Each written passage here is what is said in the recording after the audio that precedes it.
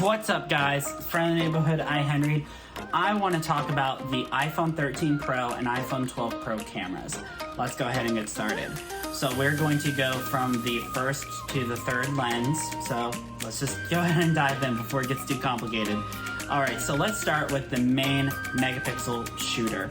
So with the iPhone 12 Pro specifically, we have a fairly decent lens that I've been really shooting all of my videos on in 2020, which is a lot of fun, by the way.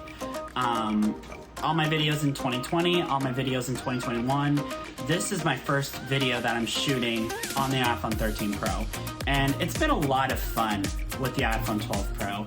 And one thing that I really enjoyed with this phone was just being able to get the best quality with something that could literally fit inside of my pocket. Absolute breeze. The only downgrades or the only downsides I saw to having the iPhone 12 Pro as my main camera was really the battery life. Something that has prohibited me from using my GoPro Hero 6 all the time. Is it a Hero 6? I don't know why I don't remember my GoPro series.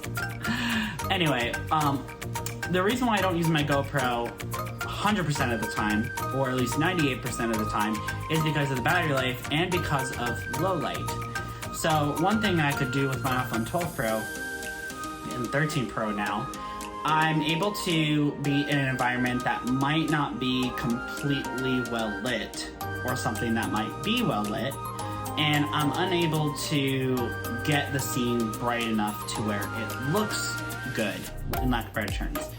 It can look really noisy, which basically is like just a bunch of little dots that show up whenever you do a close-up shot, and there's no way to do a smaller lens. What I mean by that is, on the GoPro, when it comes to videos, not photos is a different story. On videos, you can't go from a wide angle to cropped in without having to edit it, which then it's a digital crop and this, that, and the other. With the 12 Pro, I was able to go in and out of a viewfinder, which made things a lot easier for sure. With the iPhone 13 Pro, things kind of escalated a little bit. One thing that I'm still trying to get used to on 13 Pro is how zoomed in that telephoto lens is. You have to be pretty far away from your subject to really utilize it. I noticed that, and this is ironic to the ultra wide, which we're getting to in a minute here, with the telephoto lens, if you're super close up to your subject, it takes quite a while, if not at all, to focus on that subject. Like you have to like go in and out and kind of like wait for the perfect moment where it's finally in focus, and then what even was that? to snap the image, versus the iPhone 12 Pro, where it was actually pretty quick if you're close to a subject to snap that shot on the telephoto lens, which has been really helpful. Now let's talk about the ultra wides. One thing that was a little annoying with the ultra wide on the iPhone 12 Pro, and a lot of this was because I didn't have the 12 Pro Max, is the ultra wide lens, it isn't as wide on the 12 Pro as it is on the 12 Pro Max. So it absorbs less light, aka not as good with low light photography. So when in a dark environment and I use the ultra wide, it does not look good. But when I am not doing that, it actually looks pretty great. With the iPhone 13 Pro, totally different story. I'm in a low light environment, I can use that ultra wide and it looks like I have some lights on, which is really cool. So I want to talk about the macro lens on the 13 Pro, because I find it rather confusing. So the telephoto lens on the 12 Pro was really great for getting closer on your subject, punching in, and being able to capture a decent amount of detail. Not a ton, but a lot. Not a lot, but enough. On the 13 Pro, however, the telephoto lens, if you're close on your subject and punch in, it can look really blurry.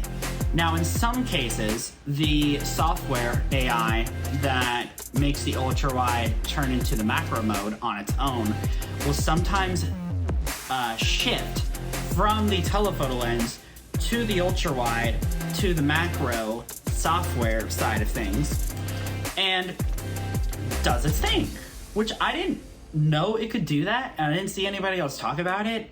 But the frustrating part is the fact that it's not that easy to get the macro to start punching in. And because of this, which, you know, if it takes a second, it takes a second. It's AI. It's not like actually like physically a lens doing the work for you. It's the software for the lens. The fact that you can't, like, how to phrase this right? The fact that you can't manually do it yourself is the part that's confusing. Because when you're trying to, in the moment, get that shot of the macro, it takes me about 20 to 30 seconds to get a shot that I actually like. Because if you just go in there and just take a shot, it's really, really blurry. Sometimes you get lucky, but my personal recommendation is definitely the iPhone 13 Pro for both cinematography and photography.